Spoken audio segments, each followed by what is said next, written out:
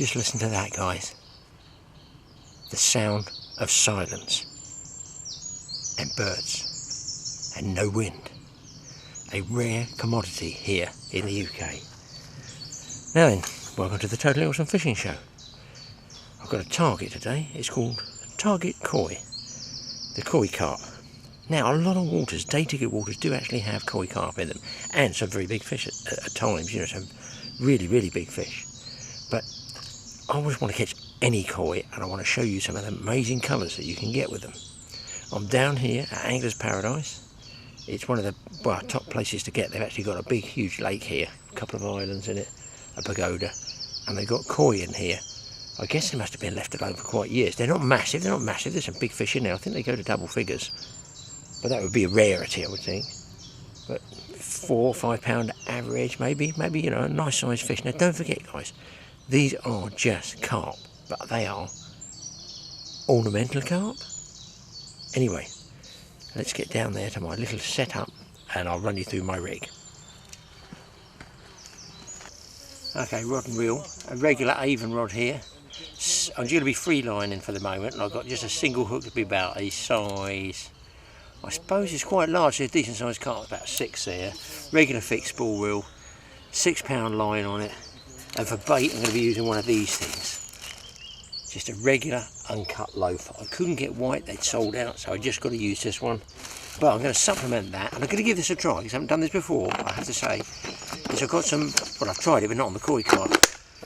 These are big dog biscuits, okay? So they're, I don't even know the name of them. Not that I'd mention it and give them free publicity. As you know, here on the TAFishing, we don't try to do that tackle ramming. It's a bit too boring, isn't it? Bait ramming all the time. These are supermarket dog biscuits, but if you go through them and sort out the big ones like this, they're really, really good for carp.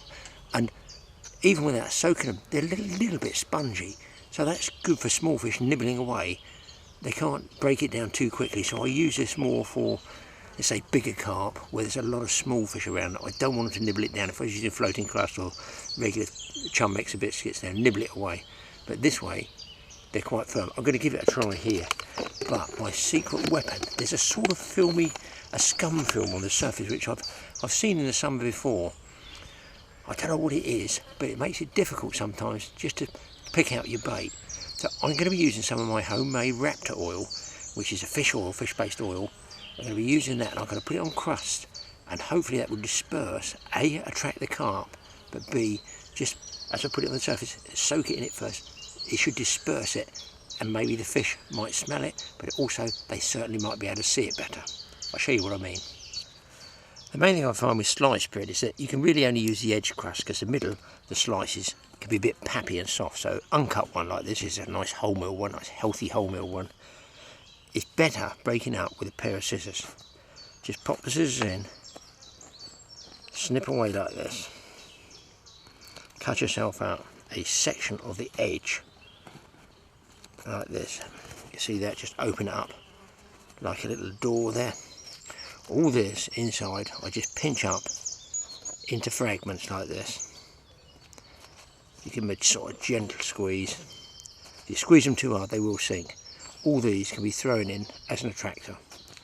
Right, here's my intended crust. I'm going to trim off the surplus. Again, I don't waste anything. I just find that this gives you a uniformity of casting. So I've got it about there. I'm going to go, let's say, 1, 2, 4 strips, and then I'll cut those again like this. 1. So peaceful here. There we go. 4. Just like that. There's the average size piece of crust I'm going to use, just to give you an idea. And I've left a nice little bit of spongy bread on that side. Again, don't squeeze it too hard, because it will help make it sink, and you want it on the surface so you can target the individual fish. Right, technical part. My rig is the usual hook. I go through, you could go through the middle, I tend to go across the corners like that. I don't know if you can see that. Roll it around the bend, bring it out.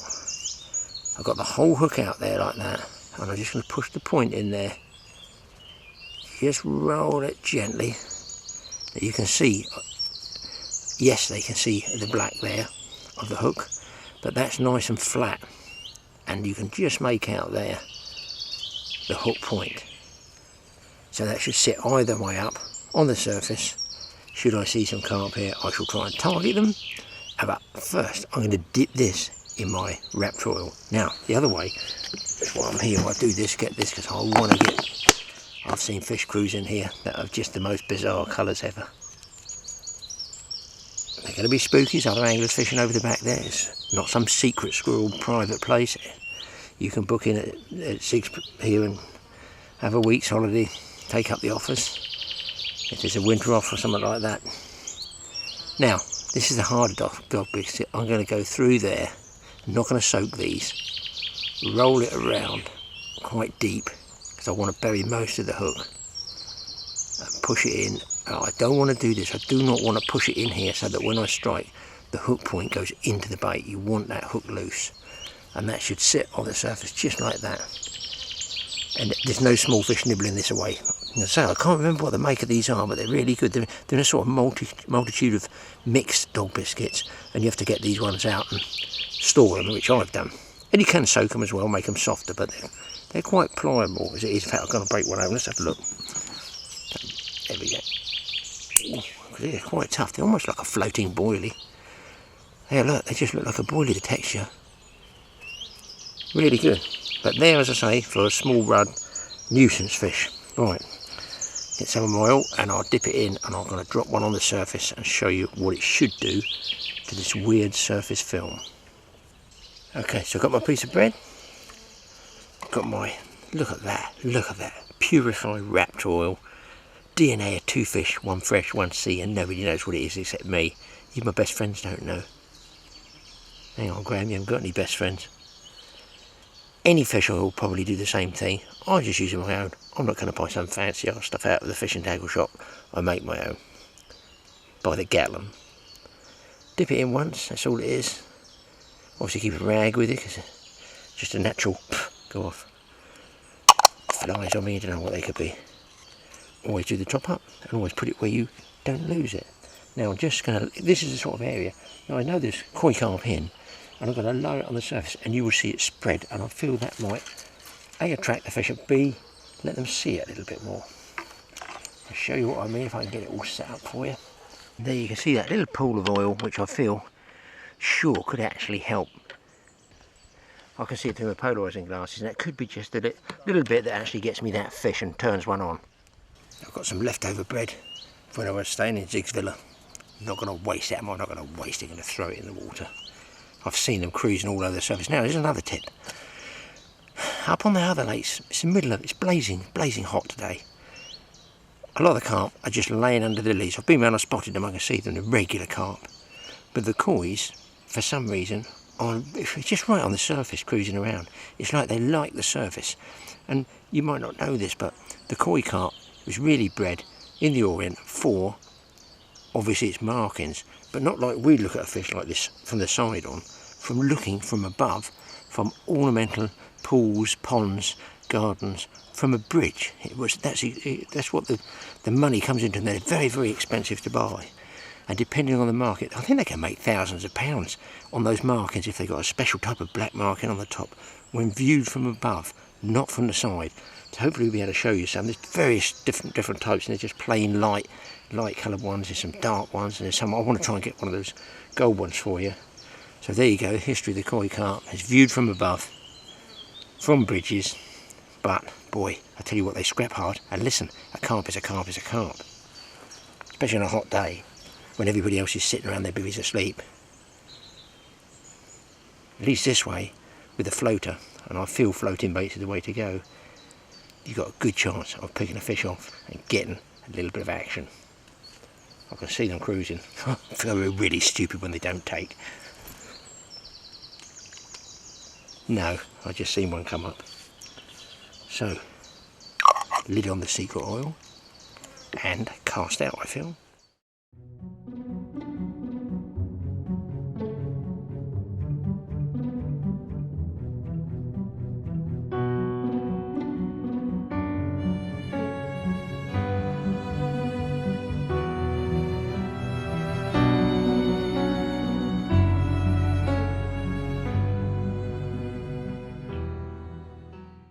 coming around the bottom end of the lake is an island here.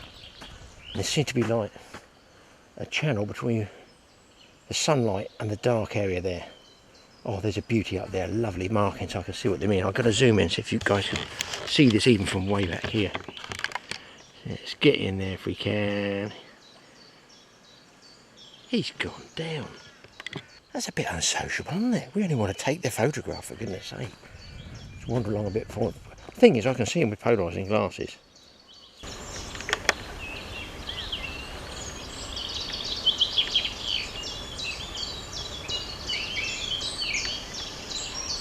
Now, I can see the other anglers float fishing there. So presumably the bait's further down, and they obviously will catch. But I just feel for targeting perhaps a slightly bigger fish. Visual is the way to go. Peak hat, pair of polarising glasses, and trying to take the extra time to spot the fish. So maybe catching less, but maybe catching bigger.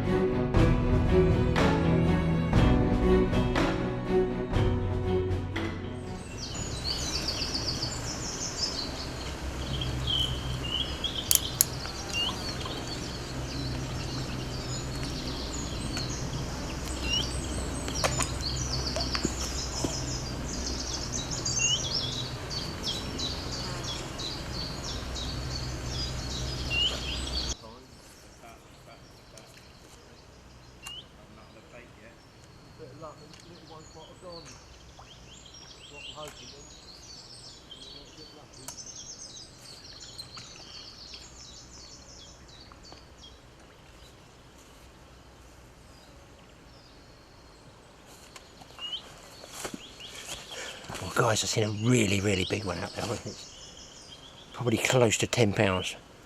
But at the moment they're very sniffy at it, they're looking at it.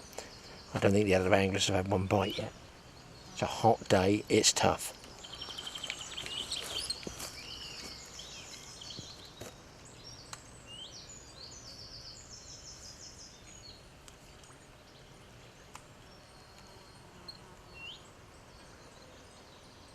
The other thing I've noticed, they're not as aggressive as normal common carp, you know, like this trying to suck bait off the surface. They're very nippy. You've really got to watch their mouth close around it.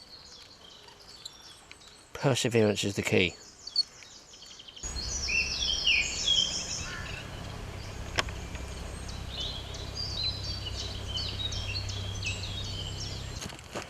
Fish on, guys. I can't tell you how many I've missed. I went down to a size 12 hook on half a piece of the crust I showed you. They're very twitchy, but it's well worth it when you see this fish. Well, I've lost two others when the hook pulled out, so be careful what I say here.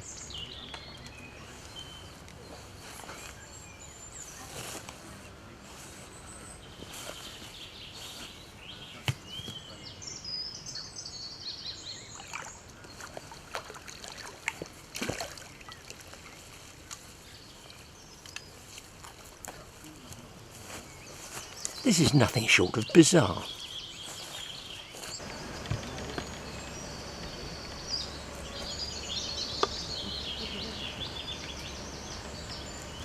I mean, it's not a big fish, but look, it's like platinum. Absolutely. Freakishly light. And look at the marks on its back there. If you can see that, guys, can you there? The black dots here, that's what they like, that's what's prized. But there's things in here like goldfish. Let's get this one back. Probably worth about 300 pounds.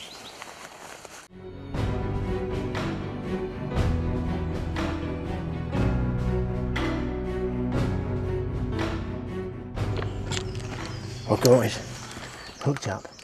I'm hoping it stays on. This one looks like the Godzilla of all goldfish. I've been trying for about 20 minutes. It's so spooky. It might ping out, the actual hook might come out. I don't know whether to mess with the camera like I normally do, trying to get you guys better shots or just get the fish. I think I'm just going to get the fish. Hopefully. Right.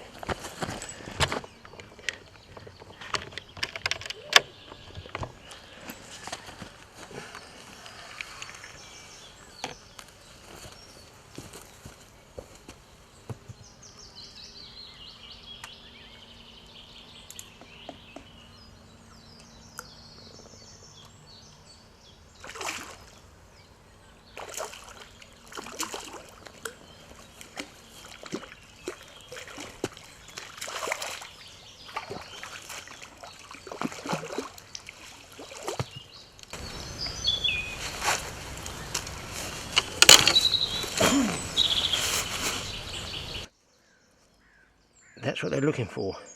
The markings when viewed from above. Looking from an ornamental bridge point of view. We look at them from the side view like that. Even got stripes in his tails there. There you can see perfectly all those markings. Now let's get it back. It's probably worth even more than the last one.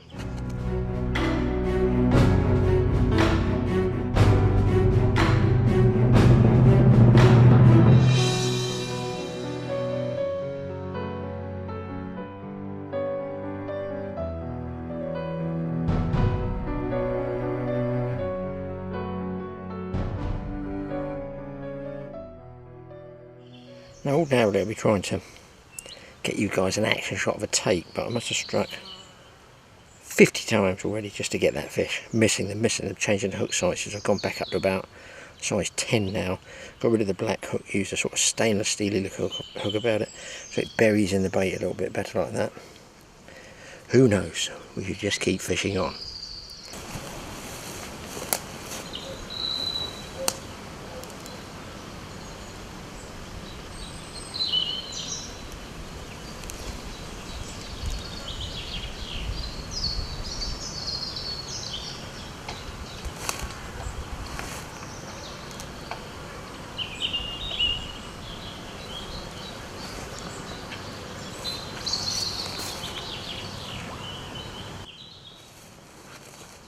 Wow, it's a really weird marking one. It's not gold. It's a cross between platinum and gold. Burnished copper and black. Probably got zero chance of catching it.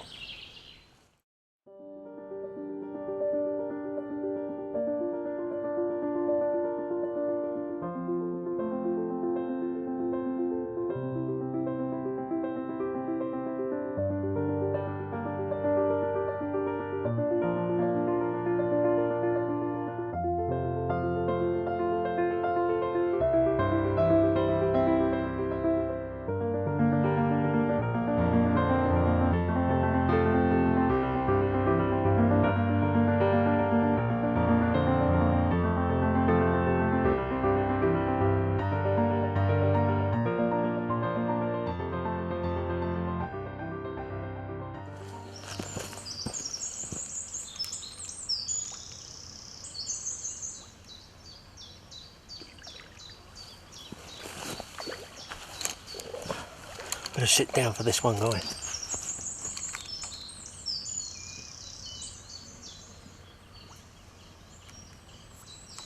This one's coming more into the margins, really in close. It's the only place.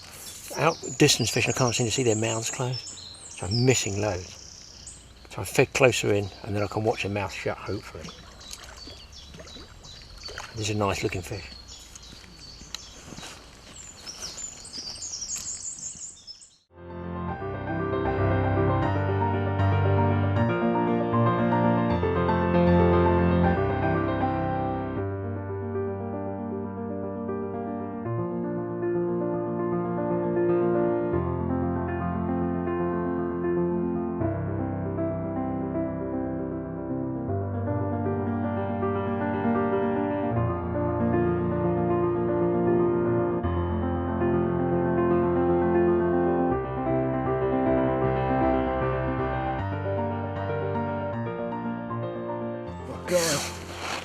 Absolutely, this is the one.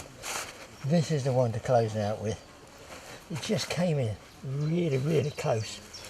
And that's the only time I could see his mouth closed. Head cam off. Get ready for a bit of serious posing here. Let me show you this fish. I don't know what he is, but he's pretty big.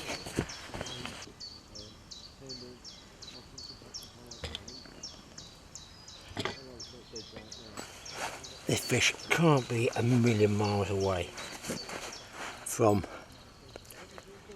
7.5, 8 pounds. It's a nice one. I can show you markings on the other side actually, and the top. There's the top markings that you see there. That's what they look at from the bridges. And that is not, got to be one of the prettiest fish I've ever caught, I think. What a beauty. Thanks for watching the Totally Awesome Fishing Show. Target koi is achieved. What a beauty to finish with. keep washing, and don't forget totally awesome outdoor show and hit that subscribe button. Have some great fishing as well.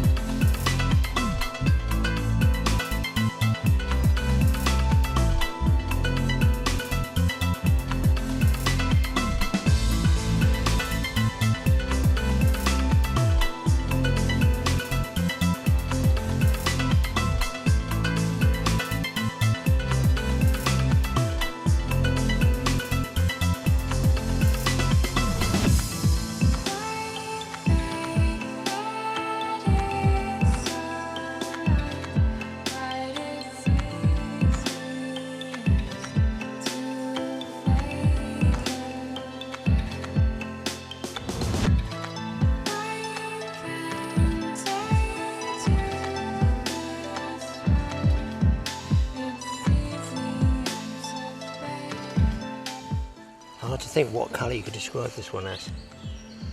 Burnished bronze, I would think. Sort of coppery, it's metal, like a gunmetal colour. Let's get it back in. And I really must pack up because I have to go home with a very long drive back to Hampshire.